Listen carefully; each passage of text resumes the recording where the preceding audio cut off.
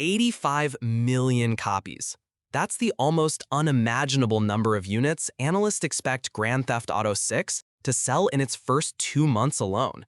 $1 billion in sales on day one. This isn't just a game release. It's a cultural earthquake, a black hole of entertainment that will suck up all the attention and money in the industry.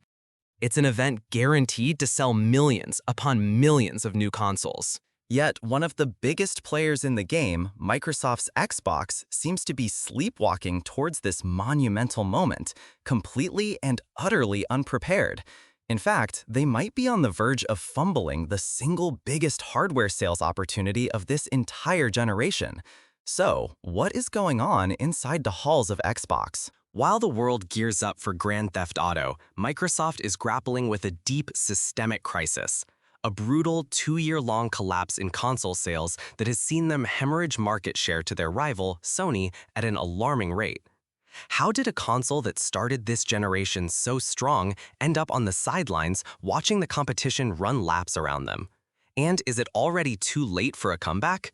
Today, we are dissecting the quiet catastrophe unfolding at Xbox. We'll reveal the shocking and frankly baffling reason why an Xbox Series X can now cost you nearly $100 more than a PlayStation 5 in some places. We'll explore the 2 gigantic tidal waves about to hit the gaming world that should be a golden gift for Microsoft, but are threatening to become a complete nightmare. And finally, we'll uncover the company's bizarre, almost detached, future-focused strategy that might just explain why they seem to care so little about selling you an Xbox console right now. To understand how dire the situation is, we have to rewind. At the start of this console generation, things looked genuinely bright for Team Green. The Xbox Series X and S had a solid debut, and according to respected industry trackers like Circana, they were even occasionally outselling the PlayStation 5 in the critical United States market. During those early days, Xbox managed to snag the holiday sales crown multiple times. It felt like a real fight was on, a true return to the glory days of the Xbox 360. But that momentum was a flash in the pan. The key factor back then was that Sony was famously struggling with massive, unprecedented stock shortages for the PlayStation 5. Once those supply chain issues were resolved and you could actually find a PlayStation on the shelf, the tables turned dramatically and violently. While PlayStation 5 sales stabilized and then soared, Xbox Series X and S sales entered a terrifying nosedive. We're talking about nearly continuous quarterly declines for over 2 years straight. The last time Xbox reported any hardware growth at all was way back in the 3rd fiscal quarter of 2023, and even that was a temporary blip driven by lingering pandemic demand. Today, the situation is bleak. In some regions, like the United States, you can find an Xbox Series X on Amazon for $598.99. But globally, especially in Europe and Asia, availability is wildly unpredictable. Worse still, thanks to tariffs, which are essentially taxes on imported goods imposed during the Trump administration, the Xbox Series X now costs nearly $100 more than its direct competitor, the PlayStation 5. Think about that for a second. The console with a weaker portfolio of exclusive games, the console that is struggling in the market, is now the more expensive option. It's a complete failure of value proposition, and it's no wonder sales have been on a steady slide into irrelevance. But here's the twist.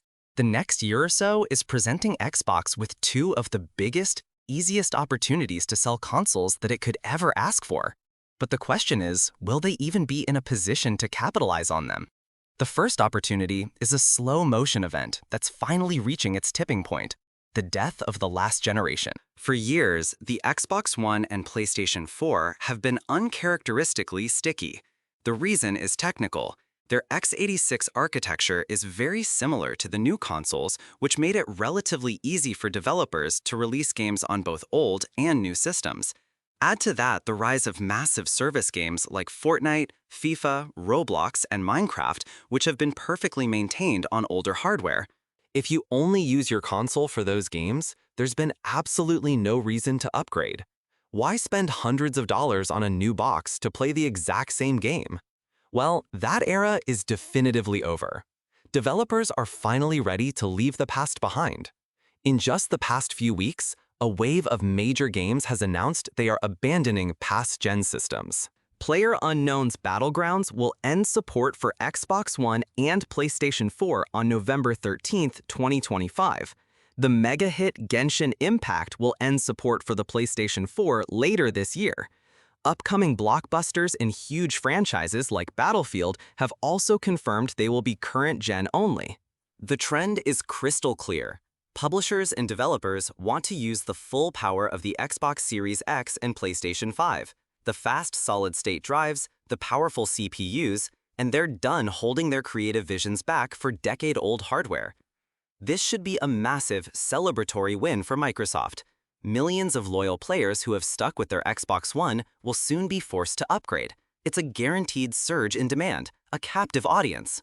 But here's the paradox. Microsoft seems to have done everything in its power to ensure these loyal Xbox One players seriously consider switching to PlayStation. It's a bizarre, almost self-sabotaging situation, a company seemingly pushing its own players towards the competition. If you're finding this breakdown as fascinating and, frankly, as confusing as we are, hit that like button to let us know. It really helps the channel. Now, put yourself in the shoes of a dedicated Xbox One owner. You've been with the brand for years. Your entire digital library is on Xbox. Your friends are on Xbox Live. But your console is about to become a glorified streaming box. You look at the options. Microsoft has barely marketed the Series X and S for years. They've raised the price. They've made their own flagship exclusive games available on other platforms, weakening the primary reason to stay within their ecosystem. You see, the Xbox Series S, once touted as the budget-friendly next-gen option, is now barely cheaper than a PlayStation 5 Digital Edition, a console that is vastly more powerful. So what's stopping that lifelong Xbox player from jumping ship? Absolutely nothing. Microsoft has created a scenario where millions of their own customers will be forced into the market for a new console, only to find that the competitor's offering is cheaper, more powerful, and has more exclusive games. It's a strategic failure of epic proportions. And that's just the first wave. The second wave is the one we started with, the Grand Theft Auto 6 tsunami. Let's be unequivocally clear. This game is going to be a system seller on a scale we haven't seen in a decade. The FOMO, the fear of missing out, will be extreme.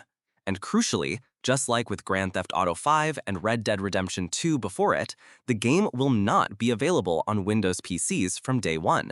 It will be a console exclusive for a significant period. This means millions of PC gamers, alongside all the remaining PlayStation 4 and Xbox One owners, will be storming stores to buy a new console specifically for this one game. This is the moment console makers dream of, a single product that drives hardware sales through the roof. You'd think Microsoft would be bending over backwards to get a piece of that pie. You might remember the Xbox Series S being pitched as the most affordable way to play next-gen games. That was a great marketing angle. It could have been the GTA 6 machine for people on a budget. But with the price increases, that's no longer true. For just a little bit extra, you can get a PlayStation 5 Digital, which will almost certainly provide a better visual and performance experience for the game. And then there's the marketing. We all know how this works. Sony has a long and storied history of landing these mega deals. They notoriously sniped the Call of Duty marketing partnership for years, making PlayStation the home of Call of Duty in all the ads, on all the packaging.